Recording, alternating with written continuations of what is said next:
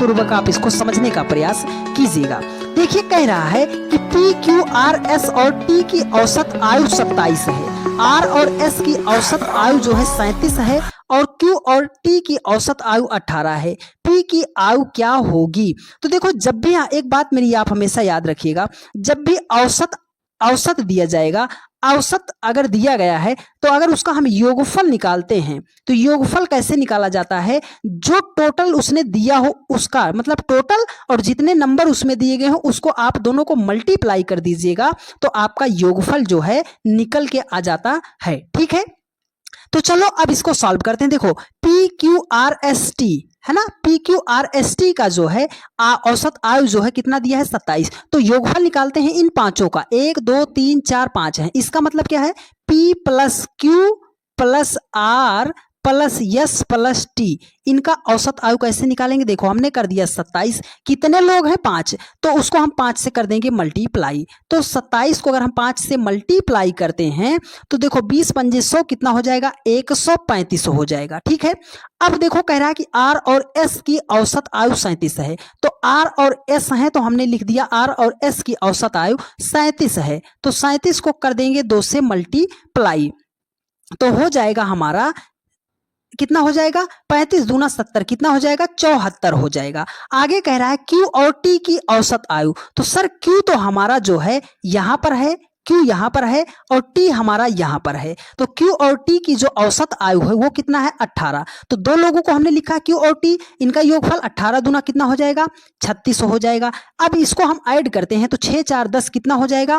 110 हो जाएगा। ठीक है, 110 हो जाएगा। अब यहाँ पर देखो कितने लोग मिल गए, वो पूछ रहा है P की आयु क्या होगी, तो यहाँ पर P है, यहाँ पर QRST है, तो QRST का टोटल कितना? PQRST सबका टोटल है 135, जिसमें से QRST का है 110। तो अब आप ये बताइए कि 5 लोग हैं उनका जो है 135 है और उनमें से 4 लोगों का 110 है, तो जो एक बचा है उसको हम कैसे निकालेंगे? माइनस कर देते हैं। तो 135 से अगर जो है 110 को माइनस करेंगे तो संख्या निकल कर आएगी 25। वो संख्या कौन सी बची है? P बची है। मतलब P की जो आयु है वो कितना है? 25 ईयर्स है, 25 वर्ष है। ऑप्शन 4 में दिया गया है और यही आपका राइट आंसर हो जाएगा। उम्मीद करते हैं आपने इस सवाल को भी बेहतरीन तरीके से समझने का प्रयास किया होगा। तो चलिए डियर फ्रेंड्स चलते हैं नेक्स्ट क्वेश्चन पर। देखिए अगला क्वेश्चन जो है बहुत ही शानदार प्रश्न है, इसको ध्यान से आप समझने का प्रयास कीजिएगा। देखिए कह रहा है कि उस संख्या का चयन करें जो दी गई श्रृंखला में प्रश्नवाचक चिन्ह को प्रतिस्थापित कर सकती है। ये लेटर नंबर सीरीज का क्वेश्चन है, इस क्वेश्चन मार्क के स्थान पर हमें संख्या फाइंड आउट करनी है। तो देखो अब कुछ बातें आप मेरी याद रखिएगा। पहली बात क्या है सर कि जब भी छोटी संख्या, बड़ी संख्या, उससे बड़ी संख्या, बहुत बड़ी संख्या छोटे से लगातार बड़े की तरफ जाएगी तो मल्टीप्लाई, स्क्वायर और क्यूब कर कर हम चेक करते हैं। ये बात हम अक्सर आपको बताते हैं। दूसरी बात क्या बताते हैं आपको? जब भी संख्याओं में बहुत ज्यादा गैप ना दिया जाए तो उनको हम डिफरेंस के लॉजिक से सवालों को सॉल्व कर लेते हैं। तो अब देखो इस सवाल में क्या कह रहा है सर? 10 है, 21 है, 35 है, 56 है, 90 है, 145, 231, 360। संख्या छोटी है, उससे बड़ी, उससे बड़ी, उससे बड़ी, बहुत बड़ी। तो यहां पर हम मल्टीप्लाई, स्क्वायर और क्यूब वाला रूल तो अप्लाई कर सकते हैं क्योंकि संख्या छोटे से लगातार बड़े की तरफ गई है। लेकिन अगर 10 को 2 से मल्टीप्लाई करोगे तो 20 हो जाएगा, 1 जोड़ोगे 21 हो जाएगा। लेकिन 21 से 35 अगर 2 से मल्टीप्लाई कर देते हो तो 42 ज्यादा हो जाएगा, तो मल्टीप्लाई तो नहीं कर सकते। स्क्वायर करेंगे कैसे सर? स्क्वायर करने पर बहुत ज्यादा आ जाएगा। जब हम क्यूब करेंगे तब तो ऑलरेडी बहुत ज्यादा आ जाएगा। तो जब आपको कुछ भी समझ में ना आए और संख्या श्रृंखला की दी जाए, नंबर सीरीज की दी जाए, तो आप हमेशा ये याद रखिएगा कि आपको डिफरेंस लगा देना है, सवाल अपने आप सॉल्व हो जाएगा। तो देखो 10 और 21 का डिफरेंस कितने का है? 10 में अगर 11 जोड़ेंगे तो 21 हो जाएगा। 21 में अगर हम 14 को ऐड करेंगे तो हमारा हो जाएगा 35। 35 में अगर जो है हम 21 को ऐड करेंगे तो हमारा संख्या हो जाएगी 56। 56 में अगर जो है हम कितना ऐड करेंगे, 56 4 60, कितना ऐड करेंगे, प्लस 34 को ऐड करेंगे तो संख्या हो जाएगी हमारा 90 हो जाएगी। अब 90 में कितना ऐड करेंगे कि कितना हो जाए हमारा 145 हो जाए, कितना हो जाए 145 हो जाए, तो हम यहाँ पर ऐड करेंगे 55। अब आगे भी ऐसे डिफरेंस जाएगा, आगे भी हमारा ऐसे ही डिफरेंस जाएगा। तो चलो अब देखो यहाँ पर 11 ऐड किया, 14 ऐड किया, 21 ऐड किया, 34 ऐड किया, 55 ऐड किया, तो आगे हम क्या ऐड करेंगे, अभी तो हमें लॉजिक नहीं दिख रहा है, तो हम क्या करते हैं सर, डिफरेंस का डिफरेंस लेते हैं। मतलब 11 से अगर आपको 14 बनाना है तो आप प्लस 3 ऐड करोगे, 14 से आपको 21 बनाना है तो प्लस 7 ऐड करोगे, 21 से अगर आपको 34 बनाना है तो आप जो है 13 ऐड करोगे, है ना, 13 ऐड करोगे। 34 से अगर आपको 55 बनाना है तो आप जो है इसमें 21 ऐड करोगे। सर 3 को ऐड किया, 4 को ऐड किया, 13 को ऐड किया, 21 को ऐड किया, हम कर क्या रहे हैं, आप तब तक डिफरेंस लगाते रहिएगा जब तक आपको कोई लॉजिक ना दिखाई दे जाए। तो चलो हम अगर 3 और 7 का डिफरेंस निकालते हैं तो 4 आ जाएगा, 7 और 13 का डिफरेंस निकालते हैं तो 7 6 13 हो जाएगा, 13 और 21 का डिफरेंस निकालते हैं तो 8 हो जाएगा। अब क्या आगे कैसे करेंगे सर, देखो 4 से अगर आप 6 पे जाना चाहोगे तो 2 जोड़ोगे, 6 से 8 पे जाना चाहोगे तो 2 जोड़ोगे, तो आगे जाने के लिए हम 10 जोड़ेंगे, है ना, 10 जोड़ेंगे। देखो अगर 3 से आपको 7 पे जाना है 4 जोड़ोगे, तो अगर 21 से आगे जाना है हमें तो हम 21 में अगर 10 को जोड़ेंगे तो हमारा कितना हो जाएगा, 31 हो जाएगा। तो मतलब अगर हम 55 में 31 को जोड़ेंगे तो हमारा कितना हो जाएगा, ये हो जाएगा हमारा 86। अगर 145 में हम 86 को ऐड कर दे रहे हैं तो 231 हो जा रहा है कि नहीं हो जा रहा है, आप बोलोगे सर हो जा रहा है। तो देखो अब 10 में भी क्या करेंगे, 2 को जोड़ेंगे तो कितना हो जाएगा, 12 हो जाएगा। तो 31 में हम 12 को ऐड करेंगे तो हमारा कितना हो जाएगा, तो ये हो जाएगा हमारा 2 1 3 3 1 4 43 हो जाएगा।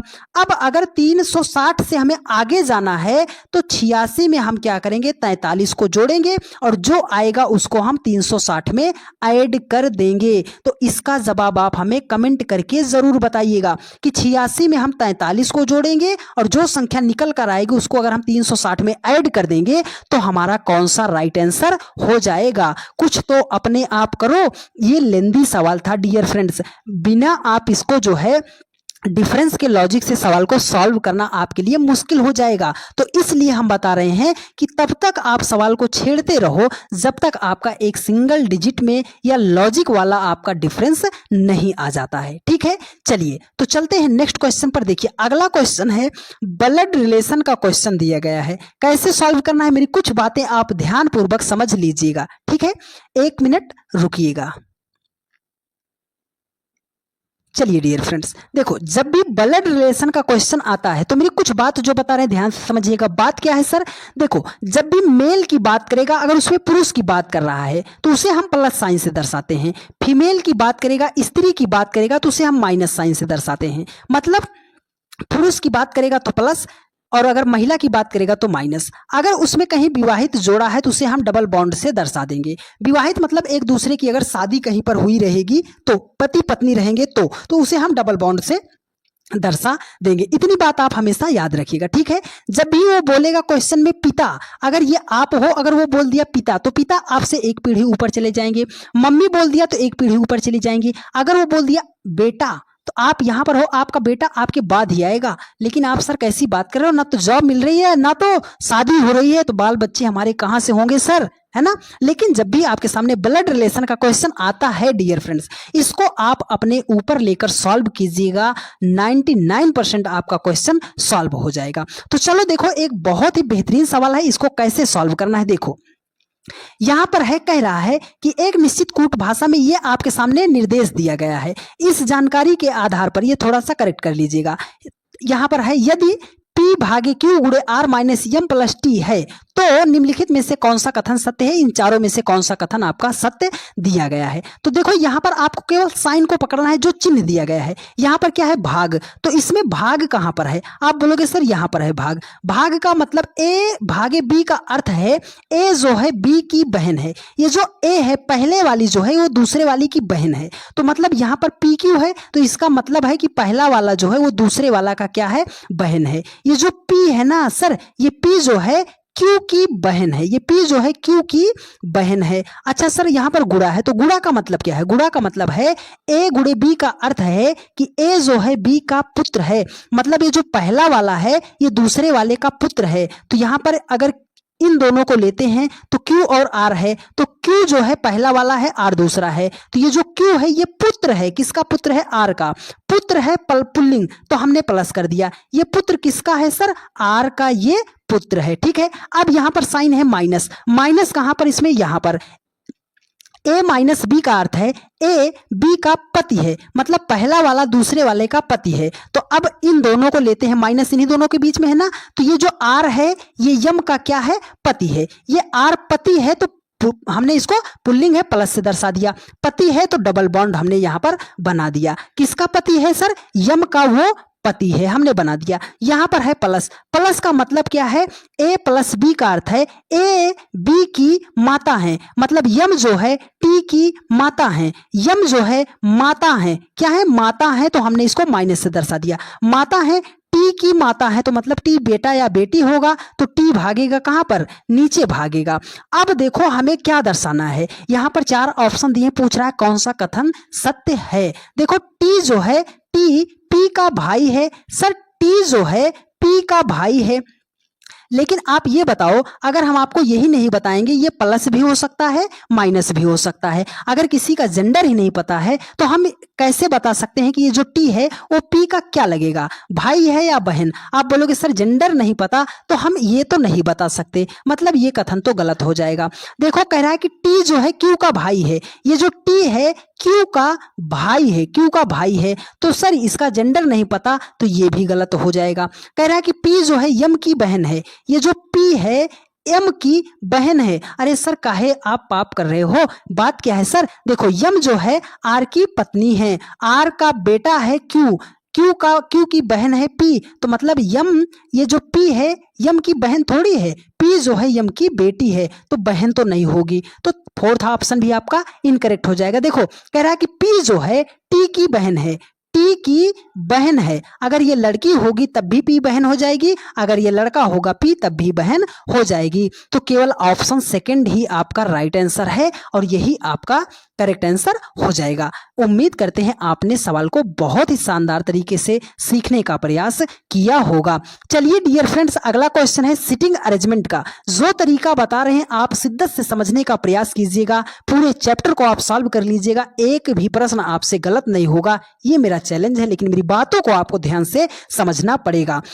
तो सॉल्व करने से पहले कुछ बात बता देते हैं। जब भी सिटिंग अरेंजमेंट का सवाल आता है, मेरी एक बात ये स्टार बना के लिखिएगा। बात क्या है सर कि हमेशा 2 से 3 फिगर आपको एक साथ बनाना है, एक फिगर पर आपको काम नहीं करना है, ठीक है। चलो अब बनाते हैं सवाल को। देखो कह रहा है कि 7 मित्र O P Q R S T और यू उत्तर दिशा की ओ के सम्मुख एक पंक्ति में बैठे फिल्म देख रहे हैं, मतलब 7 व्यक्ति हैं तो हम 2-3 फिगर जरूर बनाएंगे। तो चलो सर हम बनाते हैं। देखो 1 2 3 4 5 6 7 लोग हैं, किधर की तरफ मुंह करके बैठे हैं? उत्तर की तरफ ये सभी लोग मुंह करके जो है पिक्चर को देख रहे हैं, ठीक है। अब ये दूसरा हमने बताया कि एक फिगर पर हमें काम नहीं करना है। 4 हो गया, 5 हो गया, 6 हो गया, 7 हो गया, सब लोग किधर मुंह करके बैठे हैं? उत्तर दिशा की तरफ। अब कह रहा है कि P एक छोर पर बैठा है, तो P कहां पर बैठ सकता है? छोर का मतलब या तो P यहां पर होगा और या तो P यहां पर होगा, ठीक है। देखो कह रहा है कि Q S के निकटतम बाएं बैठा है, तो अभी तो कॉमन नहीं मिला तो हम नहीं बता सकते, लेकिन देखो कह रहा है कि P T के दाएं दूसरे स्थान पर बैठा है। ये जो P है T के दाएं, तो आपके समकक्ष अगर इन लोगों का मुख है तो जो आपका दाया होगा वही इन लोगों का दाया होगा, तो मतलब इस साइड आपका दाया है तो इनका भी दाया होगा। और ये जो P है वो T के दाएं दूसरे स्थान पर, तो सर अगर हम T को यहां पर बैठाते हैं तो ये बायां हो जाएगा, मतलब ये पहला फिगर तो हमारा गलत हो जाएगा। अब हमें यहां पर सेट करना है, ये P दूसरा है किसके? T के, तो पहला दूसरा मतलब T कहां बैठा है? यहां पर, T के दाएं दूसरे स्थान पर P है। देखो कह रहा है कि यू किसी छोर पर नहीं बैठा है। तो आगे हम चलते हैं। देखो कह रहा है कि ओ जो है आर और टी के ठीक बीच में बैठा है। ये जो ओ है कहाँ बैठेगा? अगर यहाँ पर बैठा दे रहे हैं तो टी और पी के बीच में हो जाएगा, लेकिन यहाँ कह रहा है कि ये जो ओ है आर और टी के बीच में है। ओ यहाँ पर बैठा है तो आर हमारा यहाँ पर बैठ जाएगा। ओ जो है आर और टी के बीच में बैठ गया ना। अब आगे चलो, देखो कह रहा है कि क्यू जो है एस के निकटतम बाएं बैठा है। ये जो क्यू है एस के निकटतम बाएं, यस को अगर हम यहाँ बैठा देंगे तभी हमारा क्यू जो है बाएं पर बैठेगा, है ना। ये क्यू जो है एस के निकटतम बाएं हो गया। अब देखो कह रहा है कि यू किसी छोर पर नहीं बैठा है, तो एक ही स्थान बचा है, यहाँ पर बैठ जाएगा यू, और यू जो है किसी छोर पर नहीं बैठा है। कह रहा है कि दाएं छोर पर कौन बैठा है? तो सबसे दायां छोर, ये दायां हो गया, ये बायां हो गया। वो दाएं छोर की बात कर रहा है, तो दाएं छोर पर कौन बैठा है? पी बैठा है। तो पी ऑप्शन 4th में दिया गया है और यही आपका राइट आंसर हो जाएगा।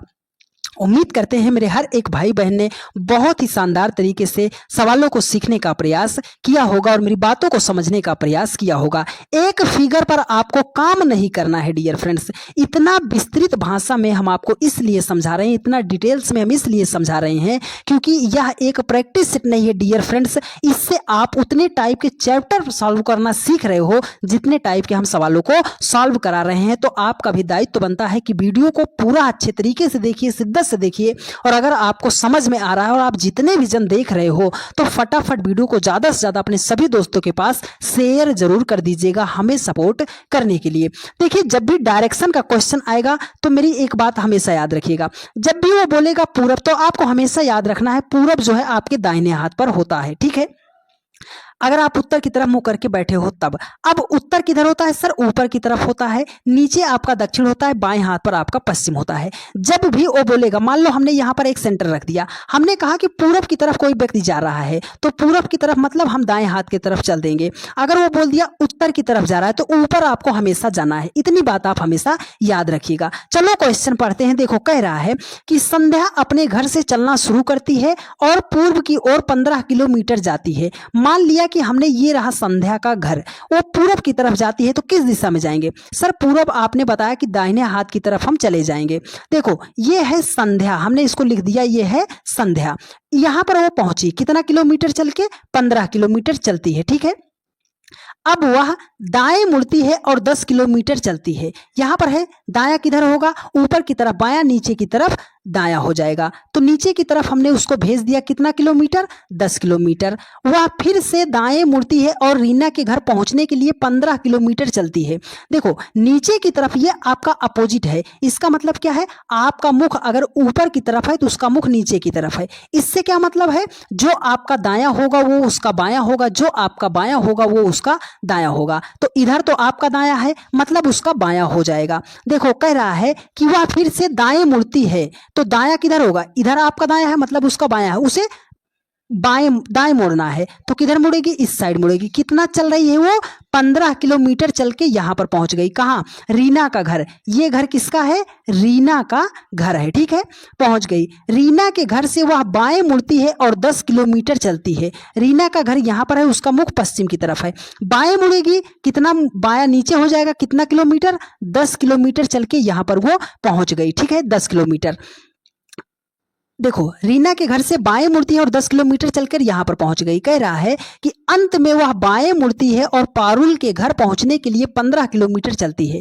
फिर नीचे की तरफ उसका मुख है, बायां जाना है तो मतलब हमें हमारे दायां जाना है। कितना किलोमीटर? 15 किलोमीटर चलना पड़ेगा। तो वो पहुंच गई है किसके घर? पारुल के घर पहुंच गई है, ठीक है। ये पारुल का घर है। कह रहा है कि संध्या के घर और पारुल के घर के बीच की न्यूनतम दूरी, तो सर संध्या का घर यहाँ है, पारुल का घर यहाँ है। अगर उसको न्यूनतम दूरी चलना था तो ये ऐसे सीधा आती तब भी पहुंच जाती। देखो अगर ये डिस्टेंस 10 है और ये भी डिस्टेंस क्या हो जाएगी? 10 हो जाएगी। तो अगर इस टोटल डिस्टेंस को हम ले लें तो 10 कितना हो जाएगा? 20 हो जाएगा। अब देखो आपके सामने ये बन गया एक ट्रिएंगल बन गया है, एक त्रिभुज बन गया है। तो ऐसा जब भी बनता है तो हमें पता होना चाहिए कि कर्ण का स्क्वायर बराबर लंब का स्क्वायर धन आधार का स्क्वायर होता है। कर्ण सबसे बड़ी भुजा, यही तो हमें निकालना है, तो उसे हम के स्क्वायर ही रहने देते हैं। लंब क्या है सर, 20 है, 20 का स्क्वायर कितना हो जाएगा 400, आधार कितना है 15, 15 का स्क्वायर करेंगे तो हो जाएगा 225। हमें क्या करना, 400 में 225 को ऐड करना है, हो जाएगा 625। देखो इधर से स्क्वायर हटेगा, इधर रूट लग जाएगा, तो के बराबर कितना आ जाएगा, 625 का अंडर रूट कितना होता है 25 होता है। तो मतलब ये सीधी डिस्टेंस कितना चलना पड़ेगा उसे, 25 किलोमीटर चलती वो तो पहुंच जाती। ये फार्मूला आप हीरो याद रखिएगा, पाइथागोरस का प्रमेय, कर्ण का स्क्वायर बराबर लंब का स्क्वायर धन आधार का स्क्वायर होता है। ठीक है, तो 25 किस ऑप्शन में है, ऑप्शन 4th में दिया गया है, और यही आपका राइट आंसर हो जाएगा। उम्मीद करते हैं आपने इस सवाल को भी बेहतरीन तरीके से समझने का प्रयास किया होगा। चलिए डियर फ्रेंड्स, अगला क्वेश्चन है सैलोलिज्म का। इस सवाल को बहुत सारे लोग गलत करते हैं, पर आपको बेहतरीन तरीका बता रहे हैं, ध्यान से समझिएगा। देखो हम आपके सामने एक ये ऐसे अगर बना दे रहे हैं, इसका नाम हमने ए लिख दिया, इसके बाहर एक सर्कल ड्रा कर दिया, इसका नाम बी लिख दिया। ठीक है, अगर हम आपसे पूछे क्या सभी ए जो हैं वो बी हैं, तो आप हमेशा याद रखिएगा कि जब भी अंदर से बाहर की तरफ जाएंगे तो वहां पर रिलेशन होता है सभी का। अगर सभी पूछ रहा है क्या सभी ए बी हैं, तो आप 100% बोलिएगा कि सही है।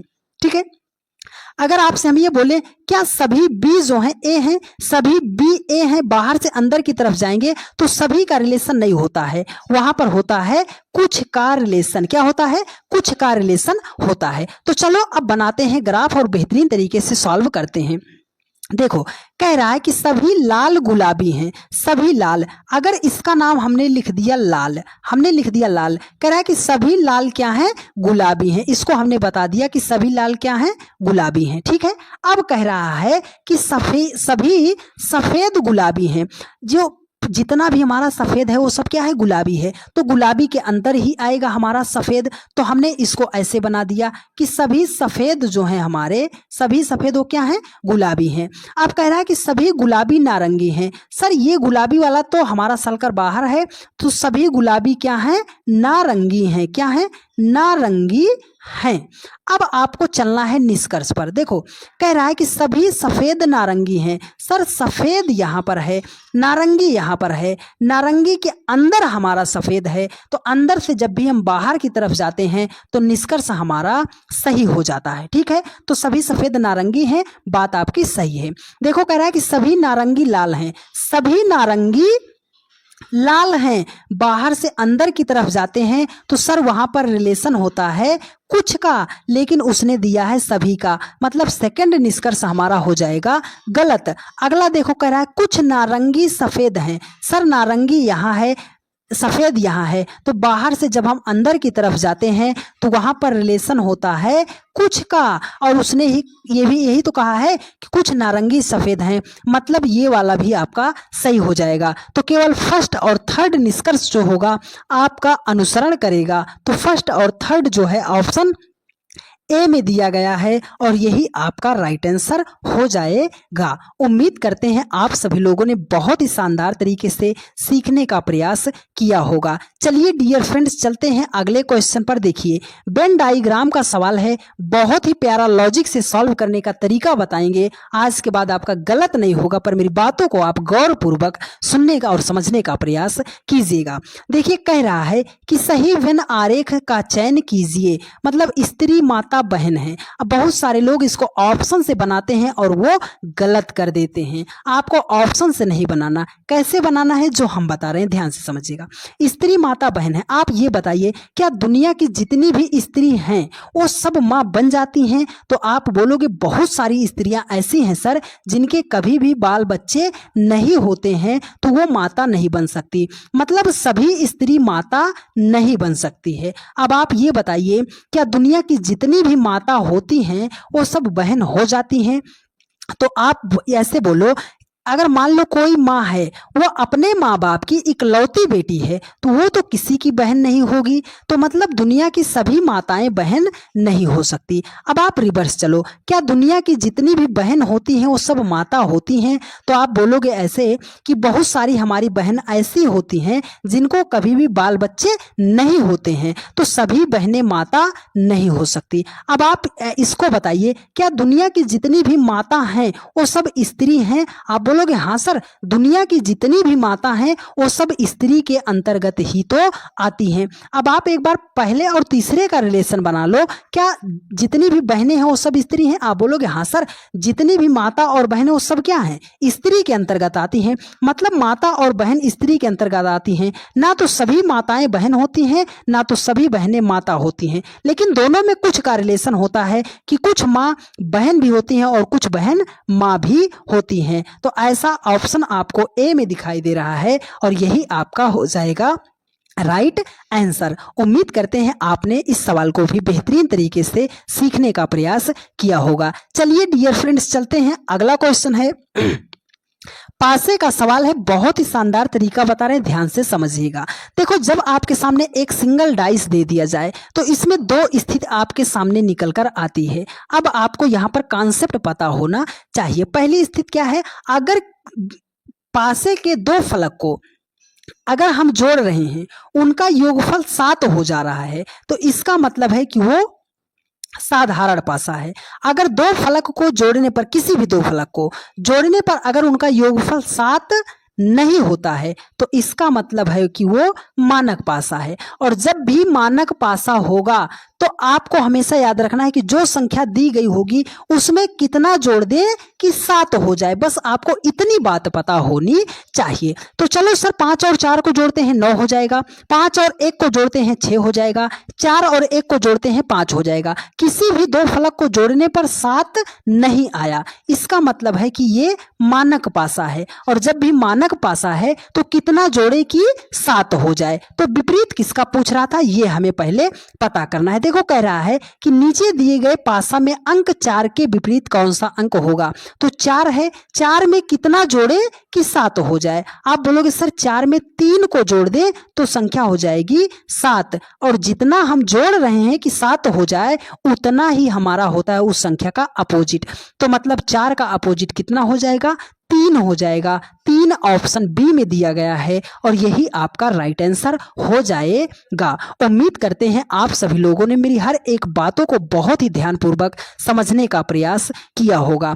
ऐसा प्रश्न जिसको अच्छे अच्छे बच्चे डरते हैं सॉल्व करने के लिए, मिसिंग नंबर का सवाल। वर्ग में जब भी मिसिंग नंबर का सवाल आता है, कैसे सॉल्व करना है, बातों को आप समझिएगा। पहले और जरूरी बात याद रखिएगा कि जिधर को आपको सबसे बड़ी बड़ी संख्या दिखाई देगी उसी दिशा में हमें सवाल को सॉल्व करना पड़ता है, ठीक है। और दूसरी बात याद रखिएगा कि जब भी छोटी छोटी संख्या से बड़ी संख्या बनाई जाएगी तो मल्टीप्लाई, स्क्वायर और क्यूब को हम जरूर चेक करते हैं। ये दो बातें आप याद रखिएगा, कोई सा भी सवाल आप विदिन सेकंड में सॉल्व करना सीख जाओगे। तो सबसे पहले देखो, यहाँ पर दिया गया है वर्ग, क्वेश्चन मार्क के स्थान पर संख्या ज्ञात करनी है, लेकिन हमें क्या ढूंढना है सर, सबसे बड़ी बड़ी संख्या। ये मत भूलिएगा डियर फ्रेंड्स, सबसे बड़ी बड़ी संख्या। तो चलो देखते हैं इस रो में 7 है, 5 है, 24 है। बड़ी संख्या इस रो की 24 है, 1 है, 3 है, 8 है। इस रो की बड़ी संख्या 8 है। तो मतलब हमें इस सवाल को बाएं तरफ से दाहिने तरफ की सॉल्व करना है, लेफ्ट टू राइट सॉल्व करना है। 7 और 5 से हमें लाना है 24। अगर 7 और 5 को मल्टीप्लाई कर देंगे तो हो जाएगा 35 हो जाएगा, 24 तो नहीं आएगा। तो हमें क्या करना है, हम अगर 7 और 5 को जोड़ लें तो 7 5 कितना हो जाएगा, 12। हमें लाना है कितना, 24। तो 12 से 24 कैसे बना सकते हैं, अगर हम 12 को 2 से मल्टीप्लाई कर दें तो 12 दूनी कितना हो जाएगा, 24 हो जाएगा। तो सेम लॉजिक 1 और 3 को जोड़ दो तो 1 3 कितना हो जाएगा, 4। 4 को 2 से मल्टीप्लाई कर देंगे तो संख्या निकल कर आ जाएगी 8। मतलब सर 5 और 3 को हमें करना है ऐड, तो 5 3 कितना हो जाएगा, 8। देखो 2 से हमने एक्स्ट्रा मल्टीप्लाई किया है ना, तो 8 को भी 2 से कर देंगे मल्टीप्लाई, तो 8 दूनी कितना हो जाएगा, हो जाएगा 16। 16 ऑप्शन बी में है और यही आपका राइट आंसर हो जाएगा।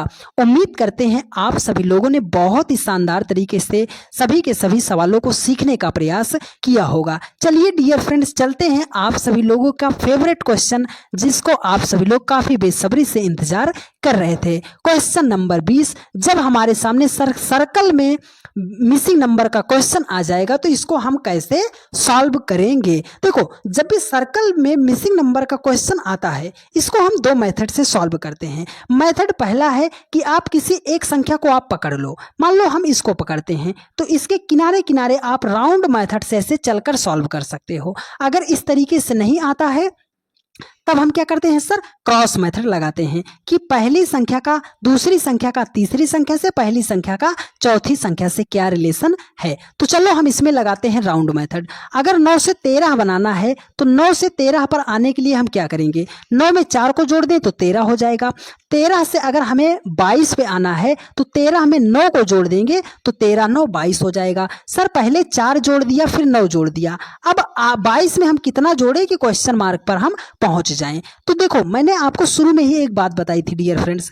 क्या बताया था कि प्रश्न में यदि कोई संख्या ऐसी दिखाई दे रही है जिसका आप स्क्वायर रूट या क्यूब रूट निकाल सकते हो, तो सबसे पहले उसे हाईलाइट कर लिया कीजिएगा। अगर इस 4 को हम लिखना चाहें तो क्या लिख सकते हैं, 2 का स्क्वायर। 9 को लिखना चाहें तो 3 का स्क्वायर। लॉजिक आपको कहां से मिल रहा है, देखो 2 का स्क्वायर 4 होता है, 9 में ऐड कर दिया। 2 के बाद अगली संख्या क्या होती है, 3। 3 का स्क्वायर कर दिया, 9 हो गया। 13 में 9 को जोड़ दिया तो 22 हो गया। तो मतलब 2 3 तो आगे कौन सी संख्या होगी, 4। 4 का स्क्वायर कर देंगे तो हो जाएगा 16। तो 22 में 16 को हम ऐड करेंगे तो हो जाएगी संख्या 38 हो जाएगी। 38 हो जाएगा इस क्वेश्चन मार्क के स्थान पर। 38 ऑप्शन ए में दिया गया है और यही आपका राइट आंसर हो जाएगा। उम्मीद करते हैं मेरे हर एक भाई बहन ने बहुत ही शिद्दत से, बहुत ही शानदार तरीके से पूरे के पूरे सवालों को सीखने और समझने का प्रयास किया होगा। जिन्होंने भी वीडियो को शुरू से लेकर लास्ट तक देखा है, आप सभी लोग एक बार कमेंट करके ज़रूर बता दीजिएगा कि हाँ सर, हम पहले सवाल से 20 सवाल तक एकदम डेडिकेशन के साथ जुड़े रहे और हमने बहुत ही शानदार तरीके से सीखने और समझने का प्रयास किया है। यदि आपको सारी बातें समझ में आई हैं और आप चैनल पर नए हैं तो आप सभी लोग चैनल को सब्सक्राइब करके वीडियो को ज़्यादा से ज़्यादा अपने सभी दोस्तों के पास शेयर कर दीजिएगा। आप सभी लोगों ने अपने इस परिवार को बहुत ही ज़्यादा प्यार दिया है, बहुत ही ज़्यादा सपोर्ट किया है, जिसका हम जीवन भर आपका आभारी रहेंगे डियर फ्रेंड्स। तो अपने इस परिवार को ज़्यादा से ज़्यादा लोगों के पास शेयर करते रहिए, अपने इस परिवार को ज़्यादा से ज़्यादा बड़ा बनाने का प्रयास करते रहिए, वीडियो को ज़्यादा से ज़्यादा शेयर करते रहिए और एक प्यारा सा कमेंट करके आप ज़रूर बता दीजिए कि आज की क्लास आपको कैसी लगी है।